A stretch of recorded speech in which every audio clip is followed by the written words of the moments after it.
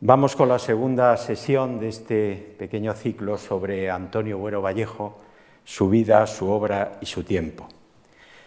Hoy vamos a introducirnos en la obra, a profundizar en la medida de lo posible en su obra, y para ello nos vamos a ayudar de quienes hacen posible todas las tardes, las noches, el teatro, que son los actores. El programa que repartieron la noche en que se estrenó Historia de una escalera de Antonio Buero Vallejo recoge un texto extraordinario. A veces los programas se van por los cerros de Úbeda y no explican la obra, sobre todo si esta no es muy explicable.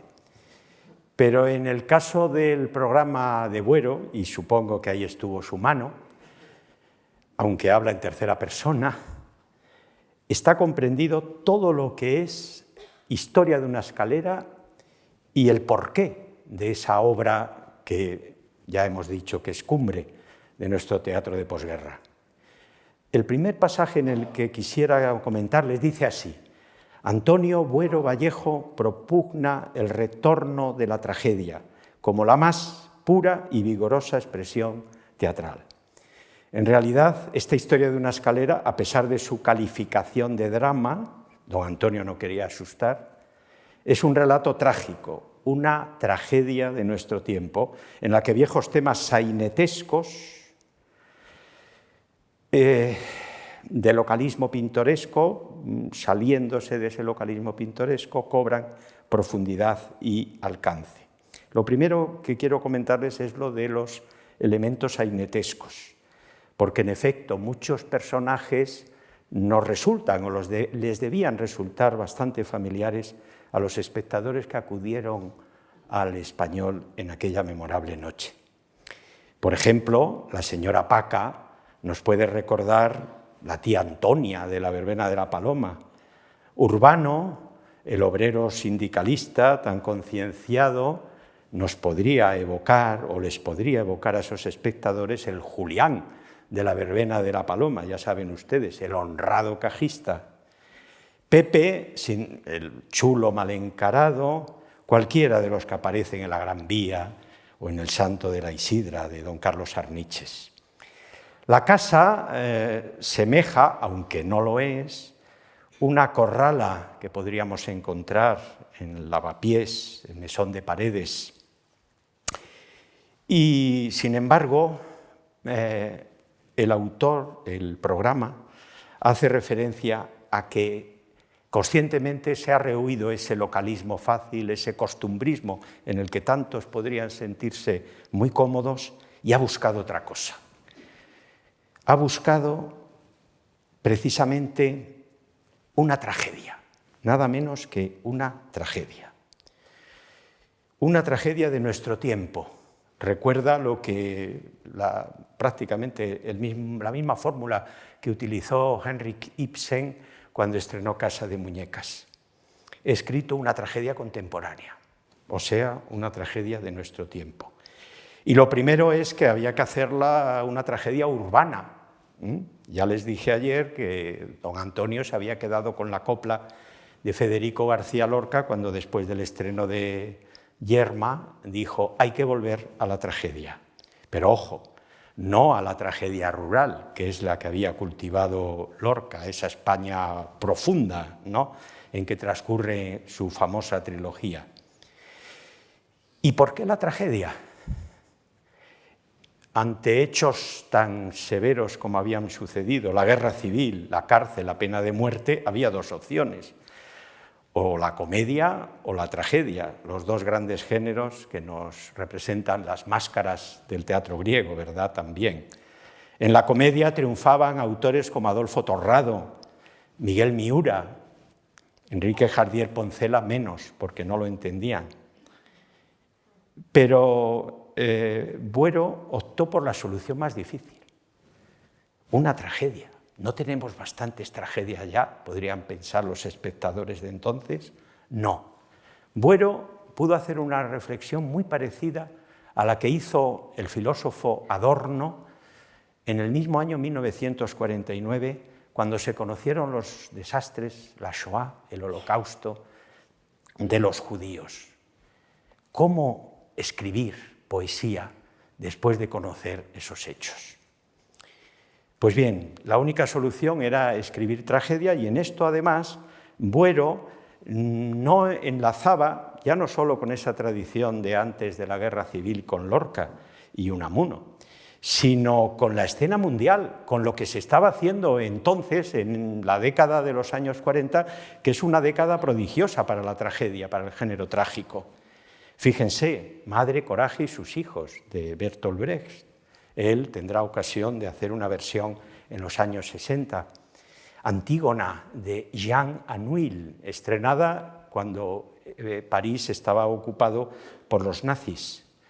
Calígula, de Camus, también citada el otro día, que es una tragedia que nos está hablando de los poderes dictatoriales que en ese momento asolaban Europa.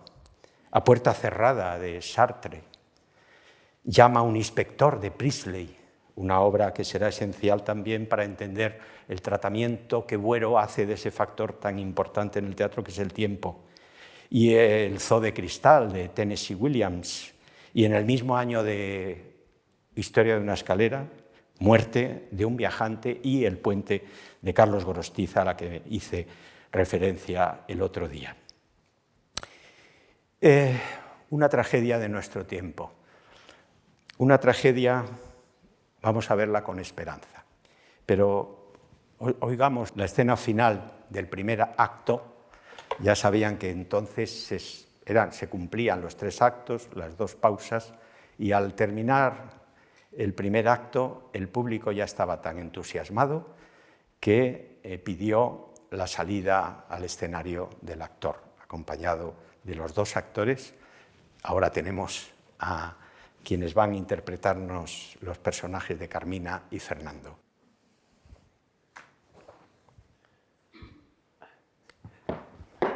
Carmina. Déjame. No, Carmina, me huyes constantemente y esta vez tienes que escucharme. Por favor, Fernando, suéltame. Cuando éramos chicos nos tuteábamos. ¿Por qué no me tuteas ahora? Ya no te acuerdas de aquel tiempo. Yo era tu novio y tú eras mi novia. ¡Mi novia! Y nos sentábamos aquí, en ese escalón, cansados de jugar a seguir jugando a los novios. Cállese. Entonces me tuteabas y me querías. Era una niña. Ya no me acuerdo. Eres una mujercita preciosa y sigues siéndolo. Y no puedes haber olvidado. Yo no he olvidado.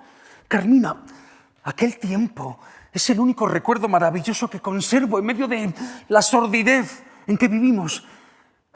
Y quería decirte que siempre has sido para mí lo que eras antes. No te burles de mí. ¡Te lo juro! Y todas esas con las que has paseado y que has besado. Tienes razón. Comprendo que no me creas, pero un hombre es muy difícil de explicar. A ti, precisamente, no podía hablarte ni besarte, porque te quería y te quiero. No puedo creerte. No, te lo suplico, no te marches. Es preciso que me oigas y que me creas.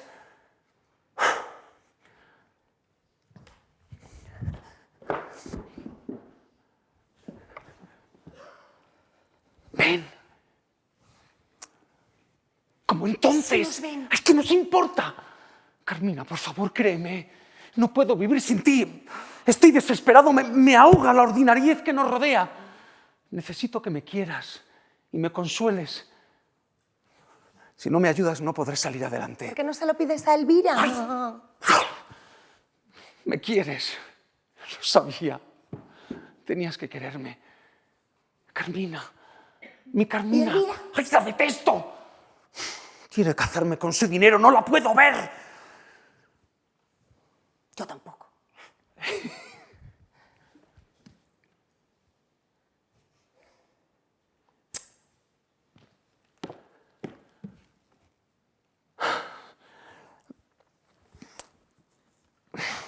Ahora tendría que preguntarte yo.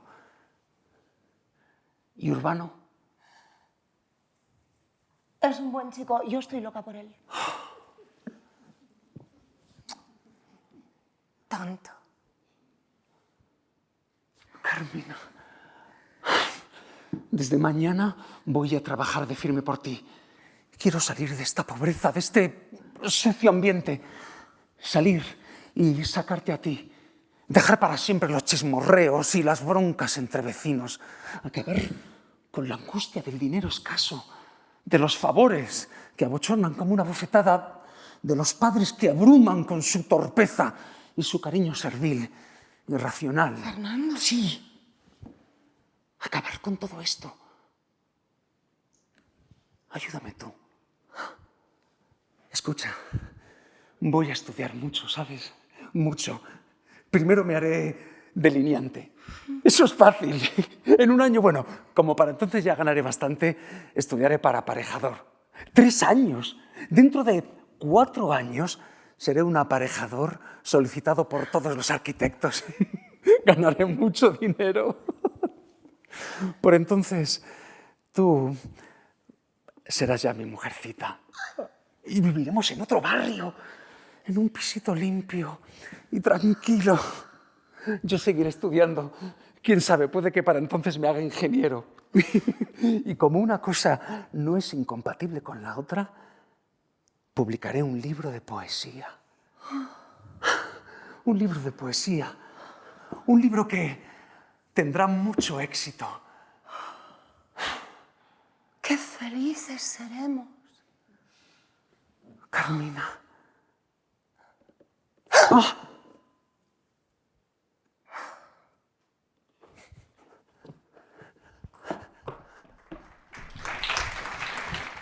Ya ven que a Carmina se le ha olvidado traer la lechera con la leche de la que venía o iba a por ella a la calle, y es el símbolo de, en fin, ya no les tengo que contar el cuento que nos contaban de pequeño, ¿no? El cuento de la lechera, precisamente. En ese mismo programa al que hacía antes referencia se dice algo muy importante sobre este asunto del tiempo. El tiempo, utilizado como factor dramático, como un destino adverso e inexorable, traspasa de angustia la atmósfera de esta vieja escalera madrileña, donde Antonio Buero ha situado la acción de este drama, con que su nombre sube por primera vez a los carteles de un teatro. Y es que, en efecto, la historia de una escalera es una obra absolutamente magistral en el tratamiento del tiempo.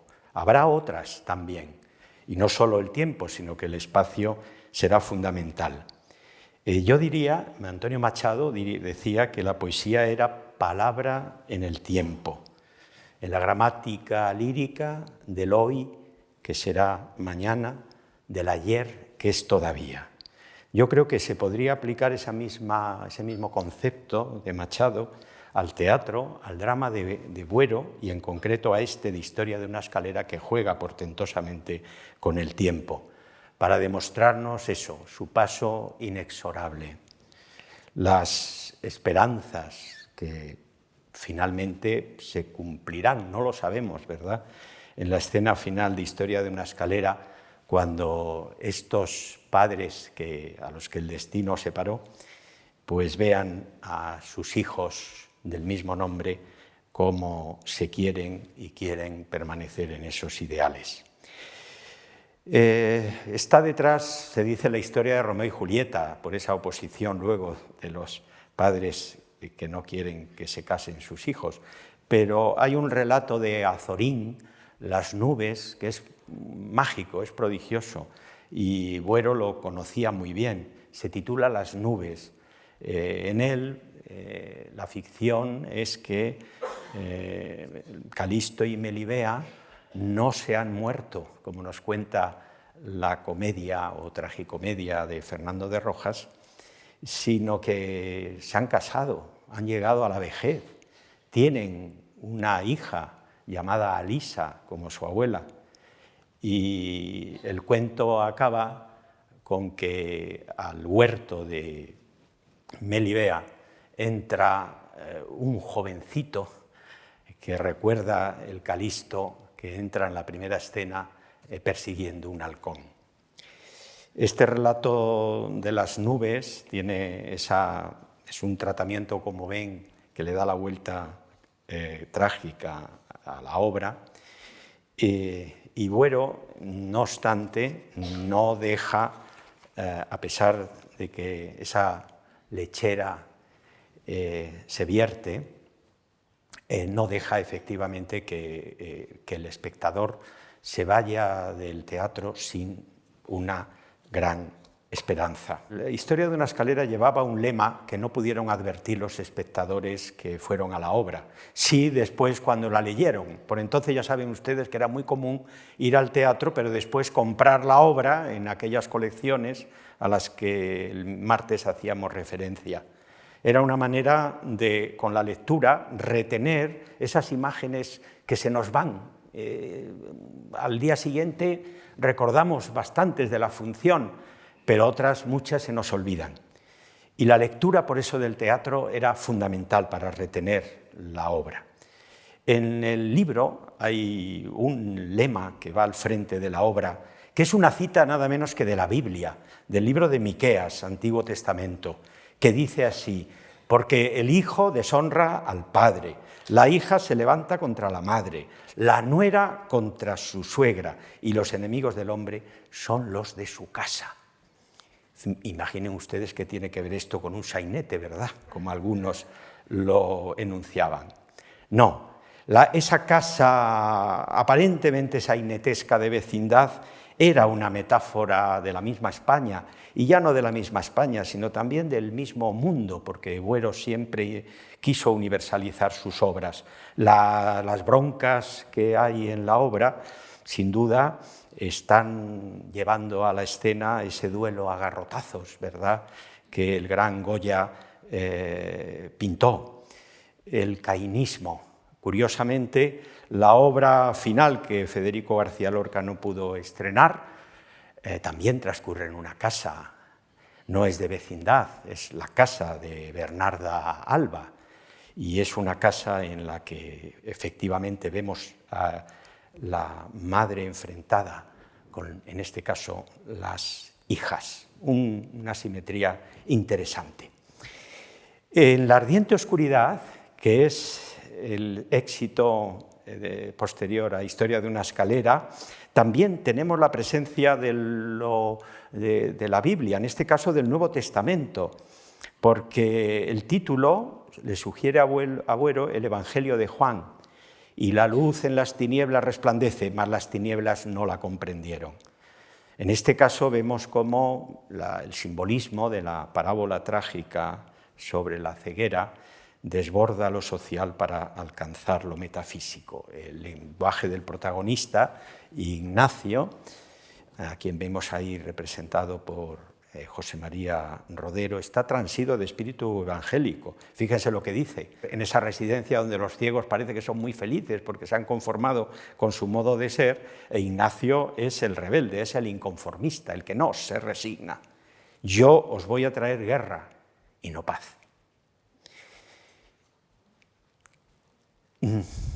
Ignacio y Carlos tienen un duelo, en fin, prácticamente a muerte, porque finalmente Ignacio optará por la solución más terrible.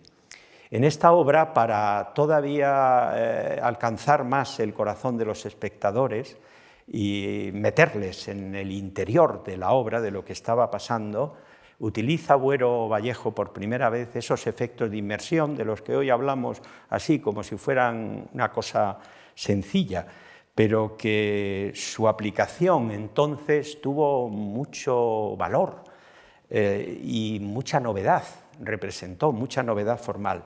El teatro todo apagado. Luis Escobar, que dirigía la obra, tuvo un problema, porque claro, totalmente apagado no se podía el teatro, había que tener las luces de seguridad, ¿no?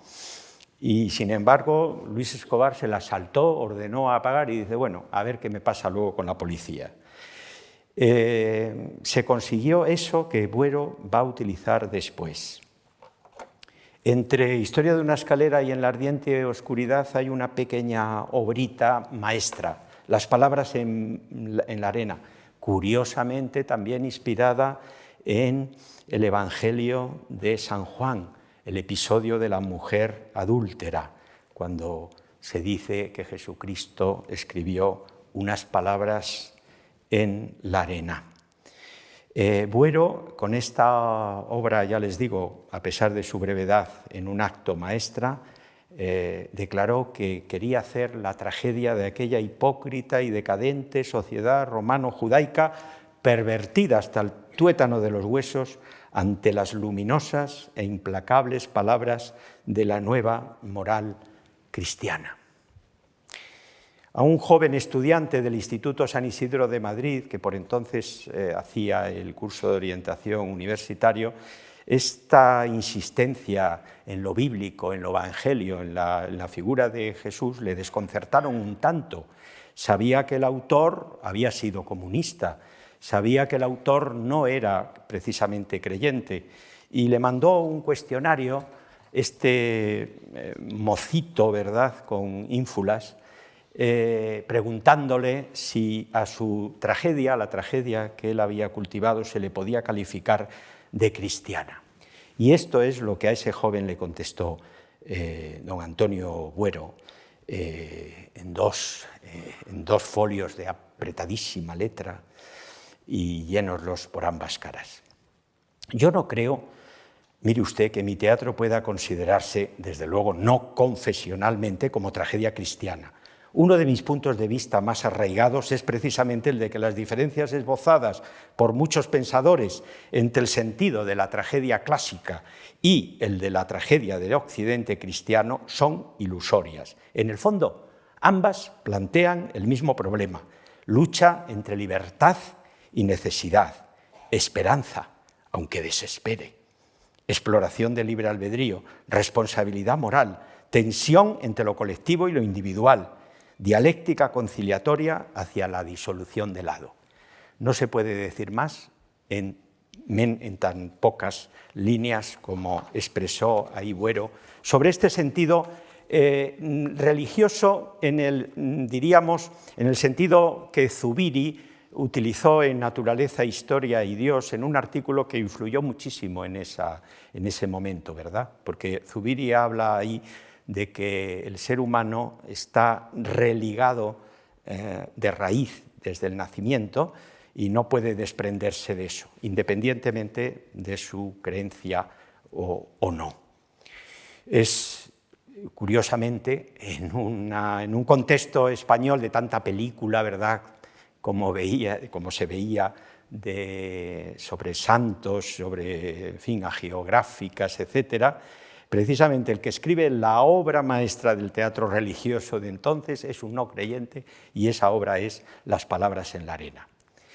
Historia de una escalera, En la ardiente oscuridad, Las palabras en la arena. Tenemos ahí una falsa trilogía, porque entre sí no tienen un asunto, diríamos, común, pero que efectivamente anuncia lo que va a ser el teatro de Buero. Las tres obras prefiguran de las que vamos a hablar, que no voy a hablar naturalmente de todas porque no tengo tiempo. Historia de una escalera estará más enfocada hacia la realidad social, la denuncia de las injusticias, el tratamiento de los que llamaba Dostoyevsky, uno de los autores preferidos de Historia de una escalera, que está presente en la obra, humillados y ofendidos. Ahí tendríamos obras como Las cartas boca abajo, Hoy es fiesta, también quizá El tragaluz. En la ardiente oscuridad, en cambio, va mirando más hacia el problema existencial. Y ahí tendríamos obras de ese mismo corte, La fundación, El concierto de San Ovidio, Llegada de los dioses y bastantes de la última etapa. Y por fin, esta obrita maestra de Las palabras en la arena, en que habla del Evangelio, es decir, recupera un mito, entra dentro de ese campo de la leyenda, de la historia, en el que Buero se va a consumar también como un maestro con Un soñador para un pueblo, Las meninas, El sueño de la razón y La detonación. En 1952, Buero estrena otra obra de éxito, La tejedora de sueños, que se instala en ese tratamiento del mito, en ese tratamiento fundamental del mito, del mundo griego. Él en ningún caso hace una tragedia arqueológica para recuperar lo que era la tragedia en los tiempos griegos, ¿verdad?, sino para tratar de una manera absolutamente original, como van a ver, el mito de Penélope. Vamos a escuchar a los actores. Te he sido fiel. Con el cuerpo solamente. ¿Y qué más querías? Yo era muy joven cuando partiste. ¿Y eso qué importa? ¿Por qué te fuiste? ¿Por qué has desconfiado de mi vuelta? Han pasado 20 años. ¿Y qué? No podemos nosotros suprimir las guerras. Ah, no podéis. Vosotros las hacéis para que nosotras suframos las consecuencias. Nosotras queremos paz, esposos, hijos. Y vosotros nos dais guerras, nos dais el peligro de la infidelidad. Convertís a nuestros hijos en nuestros asesinos. También morimos. Morir no es nada.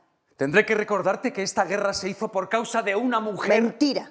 Fue vuestra torpeza de hombres la causa. Fue Helena, una mujer, un ser loco, frívolo, peligroso, como tú, que la has envidiado y que te has dedicado a soñar y tejer esterilmente ahí dentro.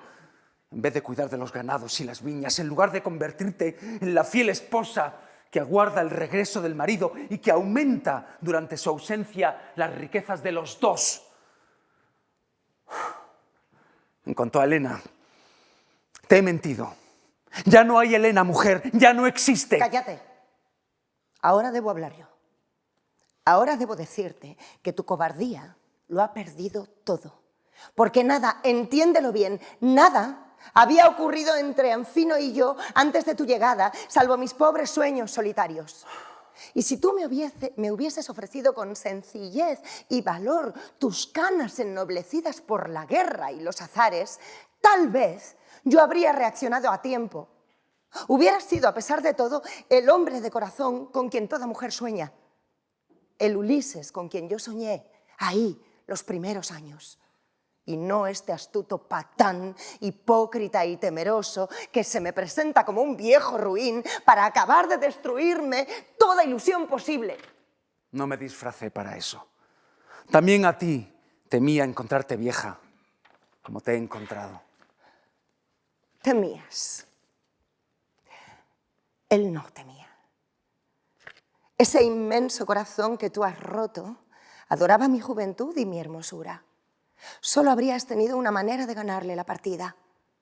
Tener la valentía de tus sentimientos, como él. Venir decidido a encontrar a tu dulce y bella Penélope de siempre. Y yo habría vuelto a encontrar en ti, de golpe, al hombre de mis sueños. ¿Pero qué? Tú no lo eras.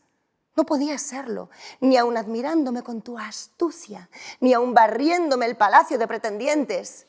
Y eres tú solamente quien ha perdido la partida. Yo la he ganado. Porque dices muy bien, ya somos viejos, el uno para el otro. Pero tú no habrás tenido en tu camino ninguna mujer que te recuerde joven, porque tú naciste viejo.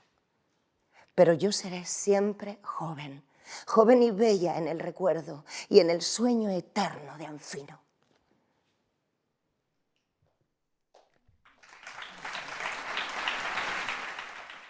Aun cuando suele asociarse el teatro de Buero Vallejo a grandes personajes masculinos, quizá por la presencia tan importante de los dramas históricos, Esquilache, Velázquez, Goya, Larra, sin embargo, el teatro de Buero es profundamente femenino en el sentido de creador de grandes figuras femeninas como protagonistas de sus obras. Las mujeres todas se caracterizan por la búsqueda de la verdad. Es algo que ha hecho notar la profesora Virtudes Serrano con mucho acierto. Amalia en Madrugada, por ejemplo, que está obsesionada por descubrir la verdad de lo que fue su amor o no amor con el marido que acaba de morir y que tiene en una sala contigua a donde hace llegar a los familiares que están esperando la herencia como agua de mayo. Mari, en La doble historia del doctor Balmy, a la que luego dedicaré un pasaje, también es esposa del policía torturador y persigue la verdad por encima de todo.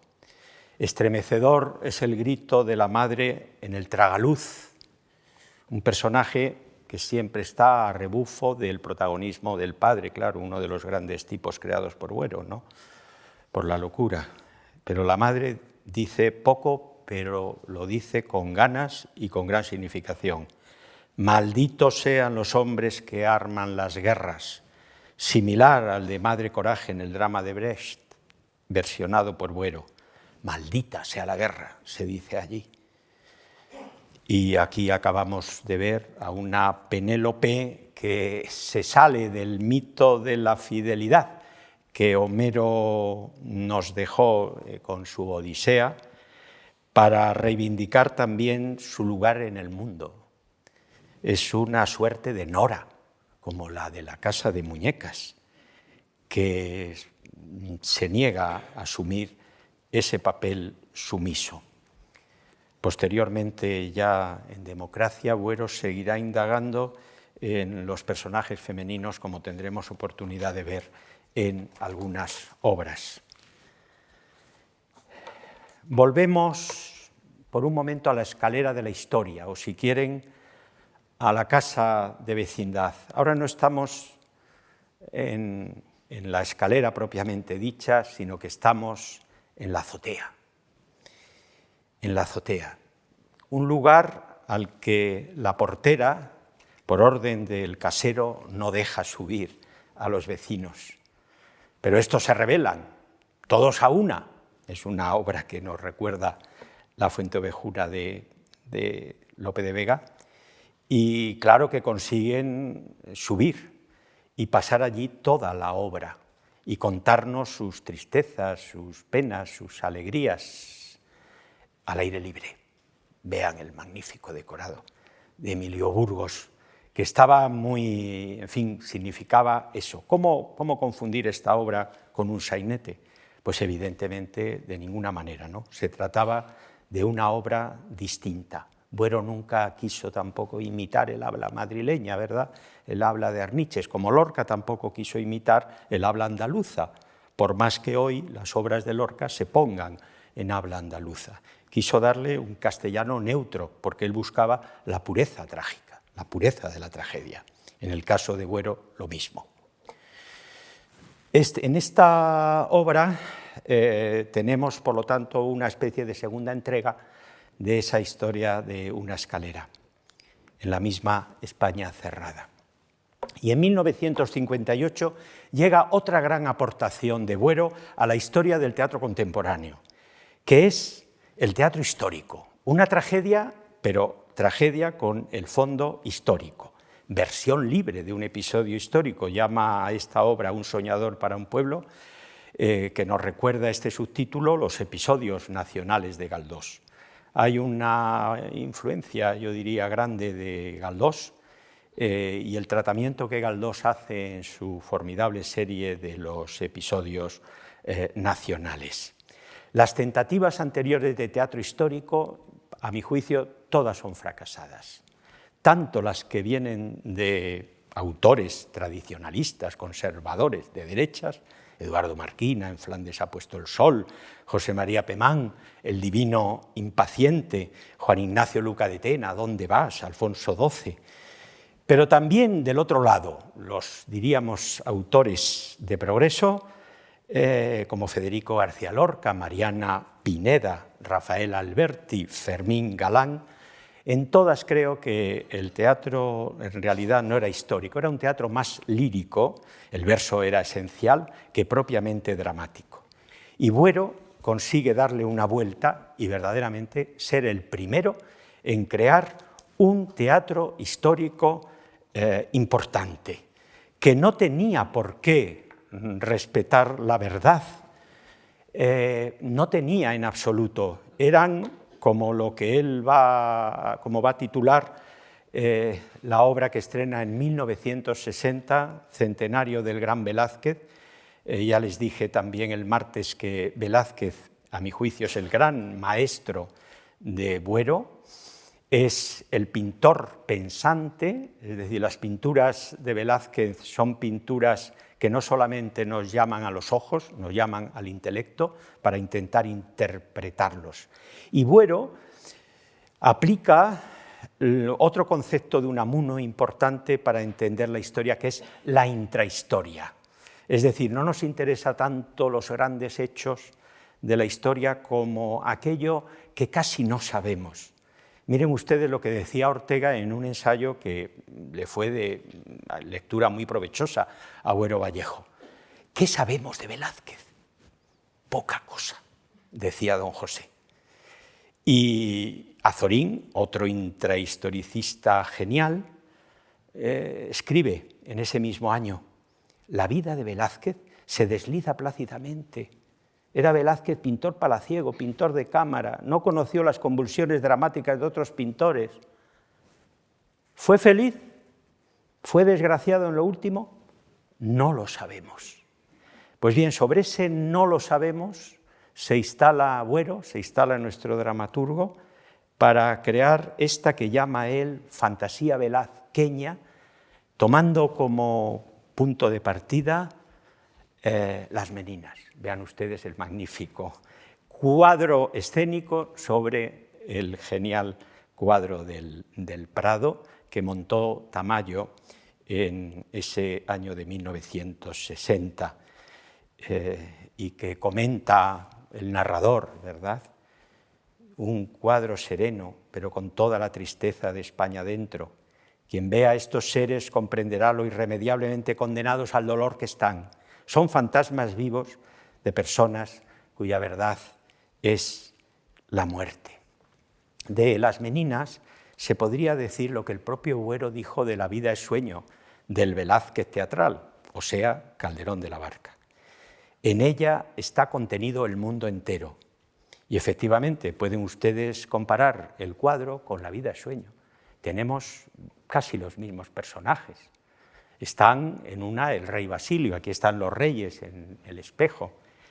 Están los bufones, en La vida es sueño el gracioso.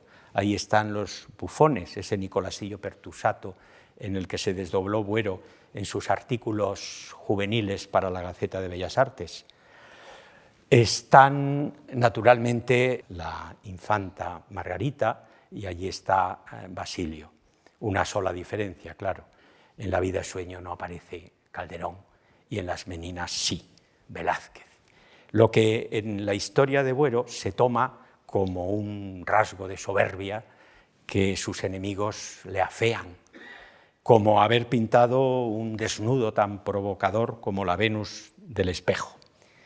En su soledad, este Velázquez sobre el que no sabemos nada, pero creo que sabemos más a raíz, ya no solo de esta obra, sino de lo mucho que escribió Buero sobre este que ya les digo, fue su maestro, en esa soledad tuvo una compañía decisiva, que es la infanta María Teresa, su confidente, como vamos a ver ahora en este diálogo.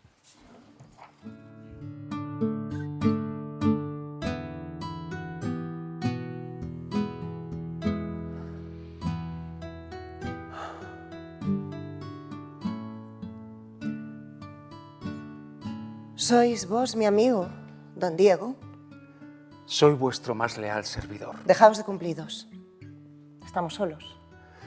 Aún así, yo no puedo... Ya lo creo que podéis. ¿O no os acordáis? ¿Acordarme? Yo sí me acuerdo. Creo que tendría unos 6 años. ¿Lo recordáis vos? Alteza. Me dejaron un momento sola con vos y me tomasteis en brazos. Nunca pensé que pudierais recordarlo. Cometisteis con una persona real la más grave falta. Sabéis que no se nos puede ni tocar. Lo hice porque amo a los niños. Olvidad también ahora quién soy. Sigo siendo una niña que no sabe de nada. A los niños se les miente siempre en palacio. Pero yo quiero saber. Y recurro a vos. Vuestra Alteza me ha honrado a menudo con sus preguntas. Hoy le haré otra a mi amigo de entonces, porque sé que es el hombre más discreto de palacio. Y estoy por decir que el más bueno también. Vuestra penetración, Alteza, sorprende a vuestra edad. No soy muy feliz con ella, creedme. ¿Contestaríais sin mentir a lo que os he preguntado? Ignoro si podré hacerlo. Sin mentir, don Diego. Ya hay bastantes mentiras en la corte. Tratad de comprenderme. Creo comprender. Responderé sin mentir. Sabéis que ando sola a menudo por palacio. Mi padre me riñe, pero algo me dice que debo hacerlo. La verdad de la vida no puede estar en el protocolo. A veces creo entreverla en la ternura sencilla de una lavandera o en el aire cansado de un centinela. Sorprendo unas palabras que hablan de que el niño está con calentura o de que este año la cosecha vendrá buena y se me abre un mundo que no es el mío. Pero me ven y callan. Ayer escuché a 2 veteranos de la guardia. Yo ya sospechaba algo, mas no sé si serán infundios que corren. Vos no me engañaréis. Decid. ¿Es cierto que mi padre ha tenido más de 30 hijos naturales? Todo esto puede ser muy peligroso para los dos. Yo soy valiente. ¿Y vos? No siempre. ¿Os negáis a responder? ¿Cómo hablarle de estas cosas a una niña? Voy a ser la reina de Francia. Tenéis 18 años. Yo 57. Si se supiese que os decía la verdad, nadie comprendería. La verdad es una carga terrible. Cuesta quedarse solo. En la corte nadie, ¿lo oís? Nadie pregunta para que le digan la verdad. Yo quiero la verdad.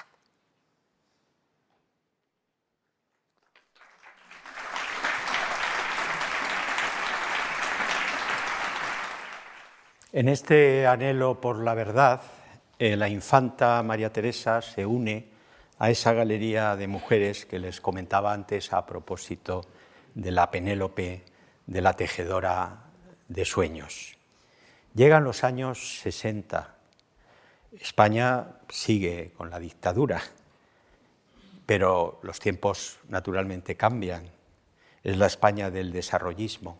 Son años de grandes éxitos para Buero y también de algún fracaso, y más que fracaso, de alguna decepción por culpa de la censura.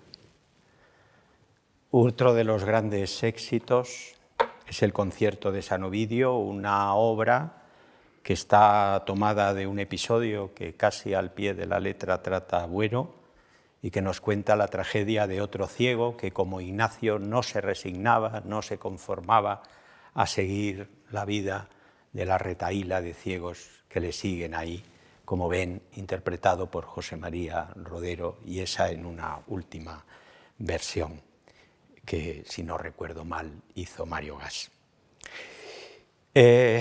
¿Dónde está la esperanza en el Concierto de San Ovidio? Una tragedia en la que también parece que estamos abocados a lo que llamaba Sartre la puerta cerrada. Pues en ese personaje que, estando en el café, ve con asombro, con tristeza, con compasión, cómo un empresario sin escrúpulos utiliza a unos ciegos para que un público de personas presuntamente ilustradas, pero crueles, se rían de ellos. Y este Valentín Haüy, viendo aquel espectáculo, tomó una decisión: que aquello nunca más se volviera a producir, porque los ciegos sabrían cómo se coloca una partitura con la lectura táctil, creando un sistema precedente del sistema Braille. Viene después otra de las obras maestras de Buero, El tragaluz. Con ella podemos decir que nos reintegramos al espacio, a ese espacio que da tanto juego, de la Casa de la Escalera. Hemos estado en el interior, incluso en algún piso con muchas grietas del interior de esa casa, en una obra que no les he comentado, pero que es, yo creo, una obra muy rescatable de Buero, Las cartas boca abajo. Hemos estado arriba en la azotea y ahora nos vamos a lo más abajo de una finca, es decir, un sótano. Y allí transcurre esta historia, que es una historia de guerra, dos hermanos enfrentados, que son tan distintos, ninguno de ellos perfecto, a pesar de que pudiéramos, participar más del espíritu y del temperamento de Mario, ahí interpretado por el gran Rodero, que del más oportunista, trepa, diríamos hoy, Vicente, que interpretaba a Jesús Puente. En medio, un padre que ha enloquecido, porque la ceguera es uno de los grandes motivos de la tragedia de siempre, recuerden Edipo, pero también la locura. La locura es, sin duda, uno de los grandes temas de la tragedia. En esta obra es difícil encontrar, ¿verdad?, la esperanza. Es difícil, porque el padre termina matando a Vicente cuando sabe lo que verdaderamente ocurrió con aquel tren que él tomó y que dejó sin alimentos a la hija pequeña del padre, la hermanita Elvirita, ¿verdad? Y por lo tanto es complicado. Pero aquí Buero hace también un giro a lo que podríamos tomar como un drama de carácter social para crear una acción, una historia paralela que transcurre no en la España de 1967, sino en una España futura, en un mundo futuro, en un mundo de ciencia ficción. Ahí tienen ustedes la gran influencia que tuvo en Buero un autor como Wells, que le dio la oportunidad también de plantear lo que llama Buero un experimento en la obra, ¿verdad? Es una obra calificada de experimento porque son unos científicos, unos experimentadores de ese futuro por venir, los que analizan lo que ocurrió alguna vez en el mundo. El mundo estaba lleno de injusticia, guerras y miedo. Los activos olvidaban la contemplación, quienes contemplaban no sabían actuar. Hoy ya no caemos en aquellos errores, dice uno de los experimentadores. Un ojo implacable nos mira y es nuestro propio ojo. El presente nos vigila, el porvenir nos conocerá como nosotros a quienes nos precedieron. De todos los dramas históricos de Buero, yo diría que es la obra cumbre. Es también la más representada fuera de España. Hay un interés, ha habido siempre un interés muy grande por esta obra.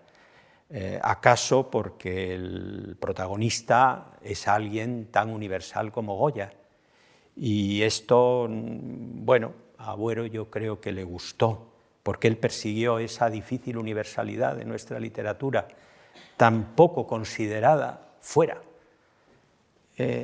cuando realmente tenemos uno de los teatros más importantes de toda la historia.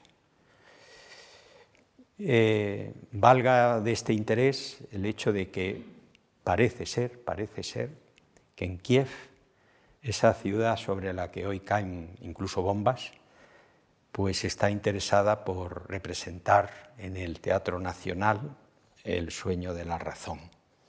Ya han interpretado obras españolas, nada menos que La vida es sueño, de Calderón de la Barca. De manera que sería realmente extraordinario, ¿no?, ver a esa obra, esperemos que ya en una Kiev en paz y no en guerra como está ahora. La siguiente obra, 1974, todavía en ese segundo acto, ¿verdad?, es la Fundación. La Fundación. Es, podríamos decir, su obra más autobiográfica, aunque Buero es un autor que nunca se transparenta en escena, nunca aparece por humildad, no ejerce eso hoy tan habitual en la literatura y que a mí me parece a veces eso, una falta de humildad por parte de los autores de lo que se llama la autoficción. podría haberlo aprovechado, ¿verdad? Un autor que estuvo tanto tiempo en la cárcel, condenado a muerte, bueno, una historia por dentro tremenda, ¿no? Para vender mucho, pero no, Buero no. Buero no, quiso simplemente utilizar esta obra como quizá el otro gran autor que admiró toda su vida y que tan presente está en esta obra, Cervantes, hizo, ¿verdad? Cervantes, ya saben ustedes que pasó 5 años nada menos que de cautiverio en Argel, y luego algunos otros en la cárcel, donde, por cierto, en una de ellas se le ocurrió esa obrita que llamamos El Quijote. Bueno, la cárcel, no hay mal que por bien no venga, podríamos decir, ¿verdad?, utilizando el refrán. El caso es que esta es otra de las obras que mejor le salen a Buero. A un lado tienen un dibujo que él hizo mientras penaba en el penal del Dueso. Vean ustedes, lo titula La hora del rancho. Y en la Fundación crea uno de esos personajes más fascinantes, que es el personaje que vamos ahora, que va a encarnar David, que es Tomás, y que realmente es un Quijote, que ha transformado ese espacio lúgubre, maloriente, de una celda, de una cárcel, nada menos que en una fundación en la que él está internado porque está haciendo una beca. Podría ser la Fundación Marc, ¿verdad? Que, por cierto, premió en una ocasión a Buero Vallejo, porque si algo ha hecho esta fundación ha sido mucho por la cultura y por el teatro, entre otras cosas. Y el personaje de Tomás está a medio camino entre ese Don Quijote que fabula y ve gigantes donde hay molinos, y también en el Segismundo de la vida sueño, porque efectivamente en alguna ocasión llegaría a declarar Buero Vallejo que sin la vida sueño, sin Calderón, él no podría haber escrito la Fundación. Hasta en eso está muy presente. Uno de los grandes amigos de Buero Vallejo, que también fue expresidiario político como él, Ramón de García Sol, al presentarle un libro de poemas, escribió Buero: y has debido de pensar a menudo, ya fuera de ellas, las cárceles, que el mundo entero es una cárcel, y dentro de ella soñamos, y desde ella vemos pasar las nubes, y cuando podemos, seguimos pretendiendo realizar los sueños. Realmente, cuando uno lee esto, no puede menos de estremecerse. A lo mejor es que me estoy haciendo viejo, pero realmente me parece que es otra vez la idea del tiempo y el sueño como lugar de la utopía. Una de las quijotadas de este Tomás, que frente a sus demás compañeros que le siguen el juego hasta que ya algunos se enfadan, ¿no?, porque es que están sacando a la gente para darles mulé, como se decía en el argot, para llevarles al pelotón de fusilamiento. Una de esas quijotadas de Tomás es que él se crea también una Dulcinea de sus sueños, que nos interpreta Marta.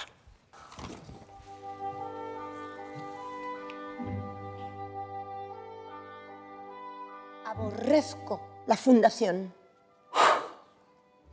Gracias a sus becas vas a ampliar tus estudios. Y yo a escribir mi novela. La Fundación es admirable. Y lo sabes. Sacrifica ratones. Y perros. Y monos. Héroes de la ciencia. Un martirio dulce. Ellos ignoran que lo sufren y hasta el final se les trata bien. ¿Qué mejor destino? Si yo fuera un ratoncito, lo aceptaría. No. Tú eres un ratoncito y no lo aceptas. A veces no te entiendo. ¿Sí me entiendes? Espera. Mis compañeros no tardarán en volver y quieren conocerte. No acaban de creer que tú también hayas venido a la Fundación. ¿Por qué no? Dicen que es mucha casualidad. Están ciegos para las casualidades. ¿Os parece mentira que mi novia esté en la Fundación? Les dije. Pues además le han dado el mismo número que a mí, el 72. ¿Tampoco lo creyeron? Menos aún, se echaron a reír. Excepto Asel. Es un tipo desconcertante. ¿Lo conocías de antes? No. ¿Por qué lo preguntas? Por preguntar. Él no se rió. Él dijo, eso más que una casualidad, sería un prodigio. Ahora los conocerás. Verán tu número y se convencerán de que todo lo que nos sucede a ti y a mí es prodigioso. ¿A que sí? Sí. No puedo esperar más. ¡Ay, un minuto! Pronto estarán de vuelta. ¿Cómo has sabido que hoy no salía yo a pasear? ¿No te toca el aseo de la habitación? ¿Cómo lo sabes? Desde anteayer no hemos hablado. Me lo habrás dicho tú. No. Noto un olor desagradable. Viene del cuarto de baño. La taza filtra mal. O quizás sea el depósito que descarga sin fuerza. Ya he avisado al encargado de la planta. Hasta en una fundación como esta se sufren las deficiencias. Se han dado tanta prisa en construir y organizar que aún no hay servicio ni comedores, ni, bueno... Y el apiñamiento. Claro, mientras terminan los nuevos pabellones. ¿Estáis vosotras mejor atendidas en los vuestros? Lo mismo. Sin servicio aún. Y por eso me tengo que ir. Yo ya no tarda nada. Y es gente interesante. Te agradarán. Incluso Tulio es un poquitín grosero y aborrece la música. Pero es un fotógrafo excepcional que anda tras un descubrimiento óptico formidable. Un verdadero sabio, aunque algo desequilibrado. Y Max, otro sabio, un matemático eminente, pero este simpaticísimo y servicial. Lino es ingeniero. Va a experimentar un nuevo sistema de pretensados. Habla poco y es buena persona. ¿Y Asel? Y Asel, el mejor de todos.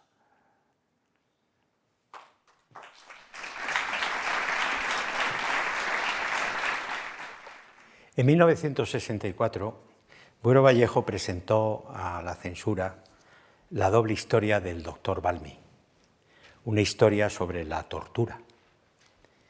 La censura, a pesar de que Buero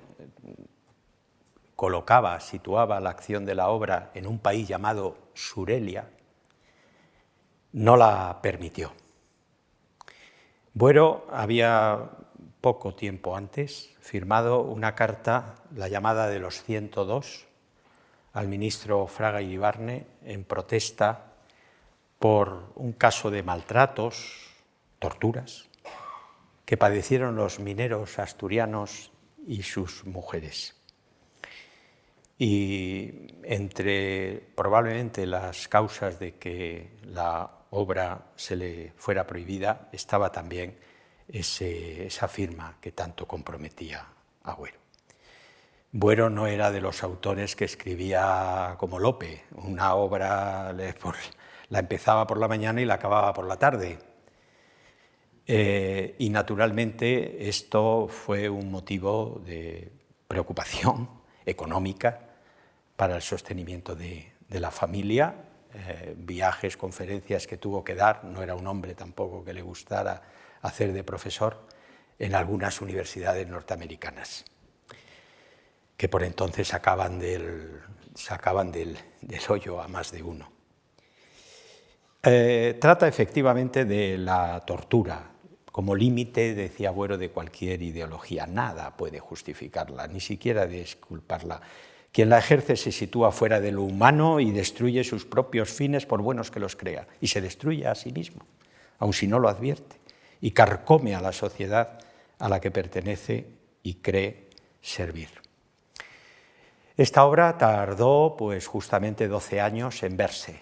Ya fue en 1976, en esa tercera etapa, en ese tercer acto de la vida de Buero, cuando consiguió lo que en ese cartel aparece, un éxito verdaderamente arrollador, porque la obra estuvo en cartel más de un año.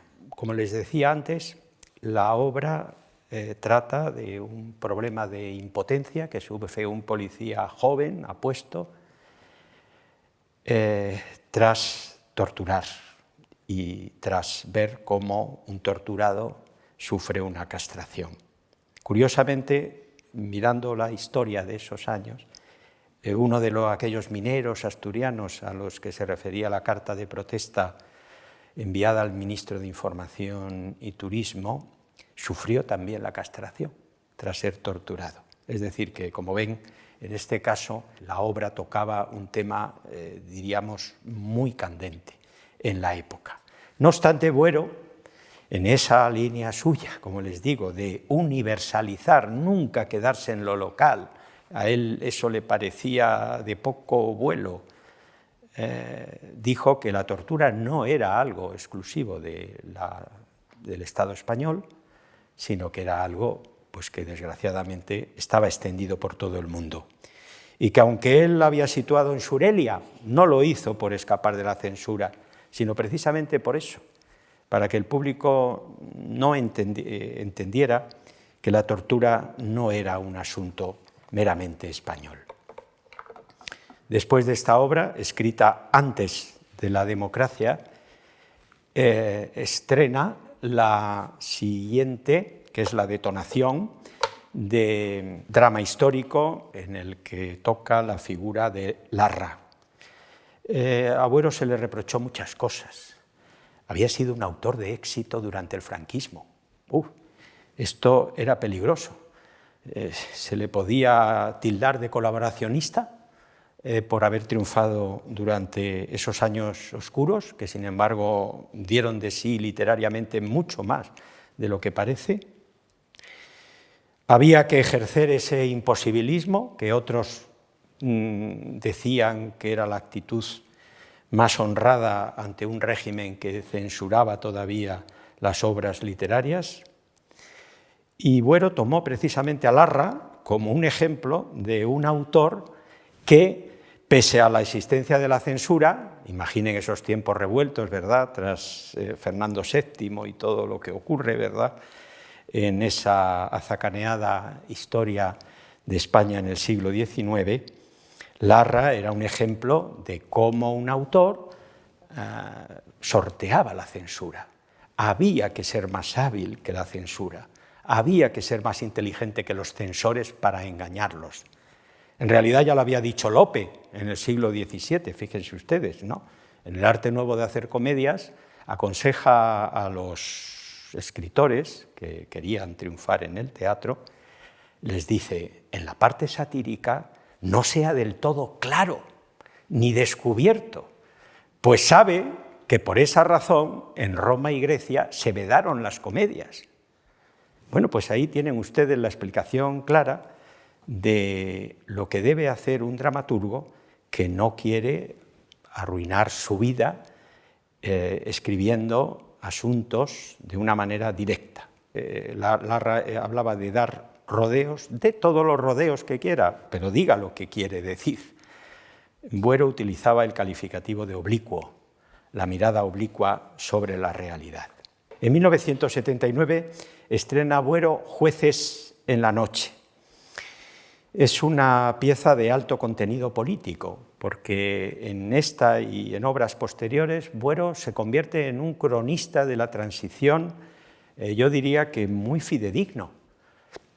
Empieza a ver que algo se mueve en España, evidentemente, ¿no? Y con ese espíritu está de acuerdo, pero claro, ve cosas que no le gustan. Aquí va a mostrarnos una galería de personajes que ustedes todos recordarán, les podemos poner cara. El político que fue ministro de Franco y aspiraba a encabezar un partido de centro. El militar aferrado a las viejas lealtades. El sacerdote de una iglesia que, en fin, por todas las causas, pero había bendecido la guerra como una cruzada. El financiero que solo tiene ojos para el dinero. El policía con un oscuro pasado de represión y violencia. Y al tiempo, en esta obra, Buero nos habla, recoge todo lo que en ese momento se vivía en España, que fueron años muy convulsos, como sabemos los mayores, ¿verdad?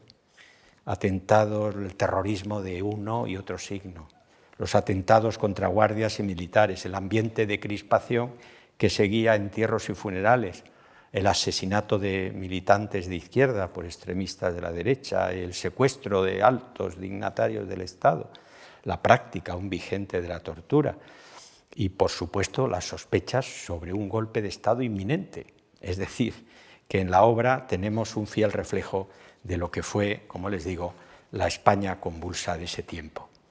Jueces en la noche me parece una de las obras más destacadas, a pesar de que también les quiero decir que este último teatro, el teatro del tercer acto del tiempo de la democracia, ha sido infravalorado, creo que injustamente, por la crítica. Es cierto que, como decía Buero, hay obras endebles, pero también eran endebles otras que había hecho en la etapa anterior. Sin embargo, hay otras que, al menos en la lectura que yo he hecho, y creo que he hecho una lectura objetiva, se me han engrandecido.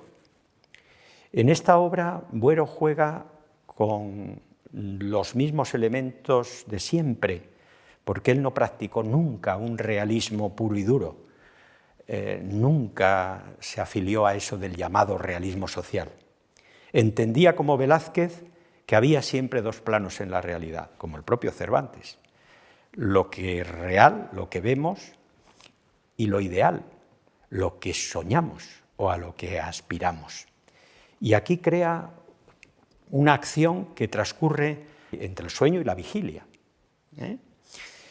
Y justamente la historia que nos cuenta de uno de estos políticos que tiene un oscuro pasado y tiene algunos hechos terribles que han afectado incluso a su esposa, y que ella pues al final se los echa en cara, y que terminan con su suicidio, se ven en esta pequeña escena que vamos a ver, en que Buero juega con la música. Luego les diré por qué.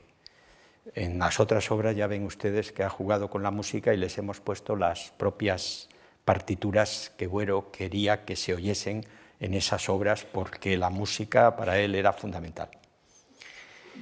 Aquí vamos a ver le hemos pedido a David que haga el esfuerzo de desdoblarse en dos personajes. El marido, Juan Luis, este político que quiere cambiar, pero tiene ese pasado detrás en el que hay hechos verdaderamente terribles.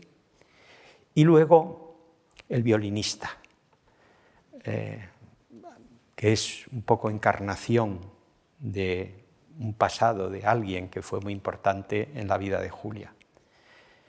Por lo tanto, la escena transcurre en la realidad y en el sueño.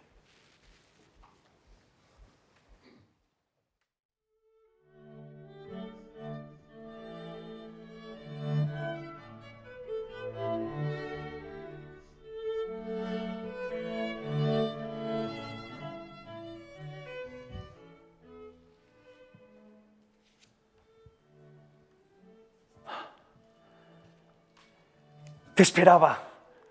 Sabía que vendrías. Feliz aniversario, amor mío. Tengo tu regalo. Acéptalo con todo mi cariño. No lo mires, Julia. Tú estás viva. ¿Quién es usted? ¿Tu marido? Nunca tuve marido. He envejecido.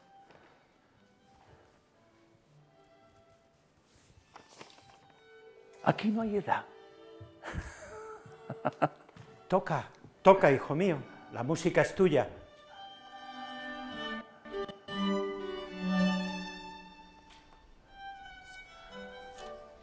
La música de la esperanza en el futuro.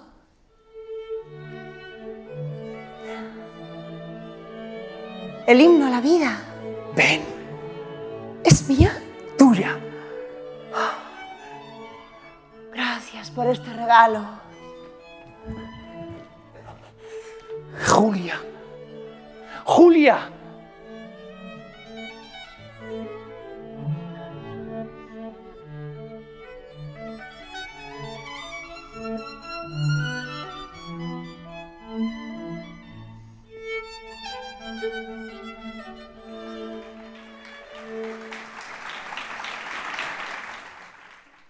En esta obra, Buero quiere que suene lo que acaban de escuchar, el trío Serenata en Re mayor, opus 8 de Beethoven.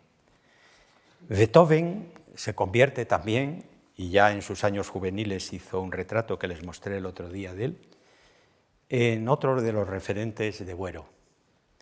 En este caso un músico sordo, con la sordera como elemento no poco trágico en la vida de Beethoven, pero también la de un músico que, a pesar de que expresó mucho dolor en su obra musical, también tuvo un optimismo enorme e hizo el himno a la alegría. Y dijo aquello de durch Leiden zur Freude, al dolor por la alegría. Y en esta paradoja encontró Buero una justificación propia de esa tragedia suya que, frente a lo que consideraba el común de las gentes, una obra pesimista, una obra triste, una obra que no conducía más que al dolor. Sin embargo, la tragedia para él era el género más optimista, porque ofrecía la posibilidad de la redención, del reconocimiento, de la purificación o purga, la catarsis.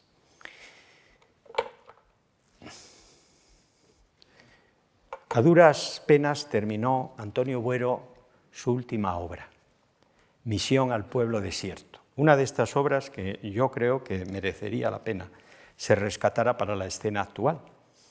Cualquiera podría pensar que un dramaturgo ya en su senectud fuera capaz de hacer una obra en la que él vierte experiencias autobiográficas, pero también del mismo modo que les decía antes de la cárcel, sin ningún tipo de orgullo, porque no había de qué enorgullecerse. En este caso, la experiencia que transmite en Misión al pueblo desierto, que es como se titula esta su última obra, nos habla de una misión, ¿verdad? Esta palabra que utilizaron los republicanos laicos y que es de carácter religioso, como bien saben, para designar empresas que eran muy positivas en el orden cultural, artístico, las misiones pedagógicas, ¿no? Se crea esta misión que ¿en qué consiste? Pues en el empeño de unos jóvenes idealistas, estudiantes de Bellas Artes, de seguir lo que mandaba la Junta del Salvamento del Tesoro Artístico, que era salvar las obras de arte que estaban en peligro, pero no solo por el peligro de los llamados facciosos, sino por el peligro de los mismos republicanos más fanáticos que destrozaban iglesias, conventos, y que cuando veían una imagen religiosa veían el mismísimo demonio. Un cuadro del Greco, ese es el pretexto argumental, se ha quedado en un pueblo abandonado tras una lucha tremenda en el pleno frente, y a ese pueblo es a donde llegan estos misioneros que intentan rescatar esta gran obra, una anunciación del Greco, como esa que tienen ahí del Prado. Es como el intento de, otra vez, salvar la vida, y en este caso salvar la vida por el arte, considerar que el arte es absolutamente fundamental para nuestra vida, para nuestro entendimiento. No deja de ser curioso también, enlazando lo que les decía al principio de esta charla, que ya voy acabando, que sea un tema religioso también, el de esta obra, de la misma manera que religiosos, había elementos religiosos o religadores, como diría Zubiri, en esas tres primeras obras y luego en otras que siguieron a esta, porque una de las, y esto me lo ha podido confirmar el propio hijo de don Antonio, una de las grandes admiraciones de Antonio Buero, ya les digo que no era creyente, era la figura de Jesucristo. Vamos a escuchar este diálogo entre dos de estos misioneros, por supuesto también una mujer, Damián y Lola.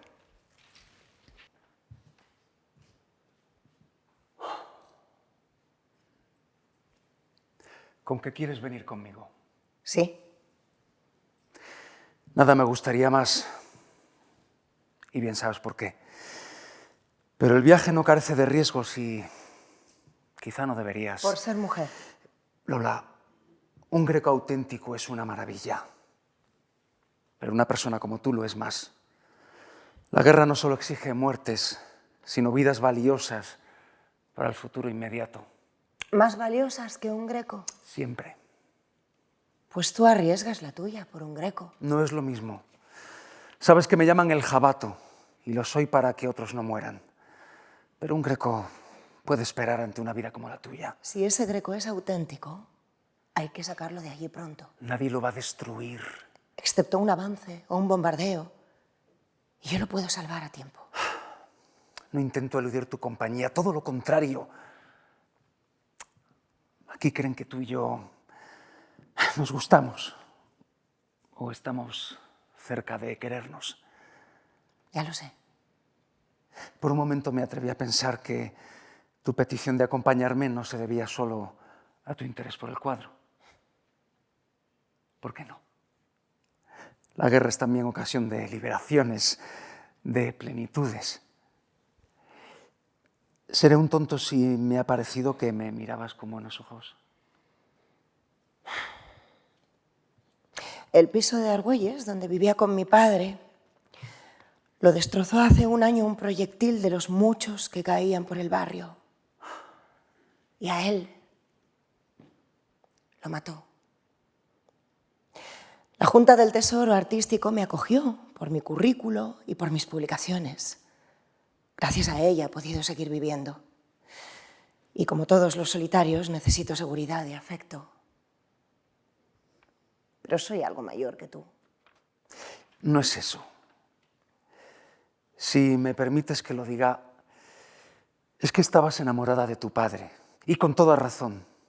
Ahora te es difícil abandonarte a una ternura aún mayor. Pero yo te la daría, sería para ti otro padre, no el niño que todavía quieres ver en mí.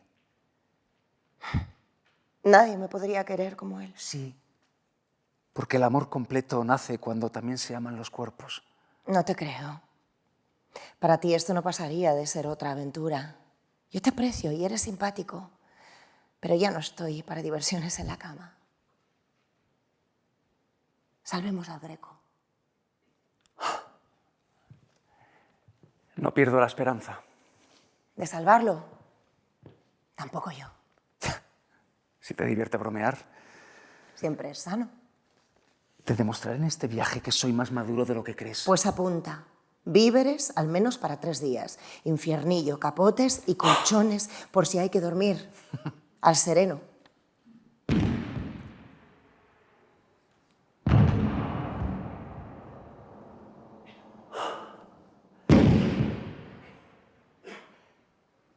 Ya empiezan.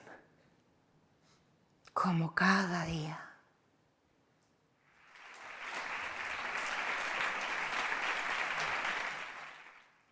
Cañones, bombas, destrucción, la tragedia real de la guerra, aliviada por el amor, trasvasada al teatro para devolverla limpia y purificada al pueblo, a la sociedad, bajo aquella llamada que en un discurso memorable hiciera el presidente Azaña, consciente de los propios errores cometidos, a diferencia de tantos otros que solo ven el mal ajeno, al pedir, como les digo, el presidente Azaña, paz, piedad y perdón.